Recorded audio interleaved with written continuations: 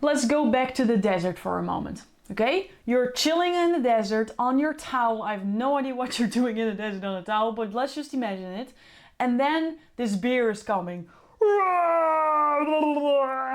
Now, is this on your towel the right moment to think,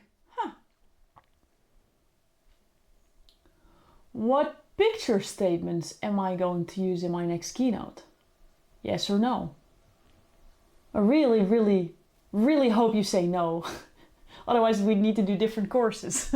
But this is not the right moment to focus on, let's just say, thriving when we want to survive, right? Let's just say, for just to make it really, really simple and easy, that this is your brain and we half it into a focus of survival and the other half is focused on thriving. Okay? And in the survival part, there's your three friends, they're living there. And they're focusing on what's dangerous, what costs energy, what's not consistent. And they're focusing on the survival. Now on this other part, there's the thriving part. There is your, what am I going to say? Practicing your stories, getting ready for a speaking engagement, remembering your words. Now let's just say that when you are focused on these voices, on yourself, on your own thoughts, on your three friends that are talking to you and you're like listening to them, you're actually focusing on them. What happens? Your focus goes to that part. Your energy goes to that part. Your attention goes to that part. I'm going to make it even crazier. Your blood goes more to that part. Now, let's imagine that happens when you're standing on stage. What happens with your memory about your script?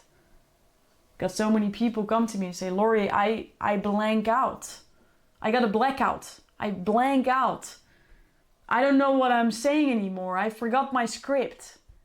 What's happening is that you're focusing on the survival part. And this is something that we constantly need to train. And how we're going to do that is not to distract them or take them too literally. My mom always used to say, Laurie, when I was a kiddo, Laurie, when someone jumps into a cold lake, are you going to do this as well? And I was this, funny kid who would respond like, only if I can swim. But she had a point, right? If someone else says you to do something, are you then immediately just going to listen? Or are you rather just looking through your own lens of life and asking yourself the question, does this make sense for me right now? Is this real, or is this just your lens of the world? Right? If we're just literally listening to them and just doing what they say, we become controlled by these fearful thoughts. But what we don't want to do as well is completely ignore them. They know you say it's dangerous, but it's not. Because maybe it actually is. Like, they are here to really help us out. We're not there to fight against them. We're there to dance with them. To listen to their point of view.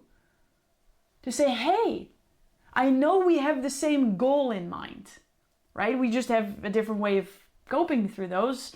You want to extremely protect me and I want to thrive. But in order for me to thrive, I need to survive as well. So why don't we team up? Why don't we, and this is your part, this is you as a leader. Leaders are speakers, you're the leader. You're going to say, hey, I so appreciate you.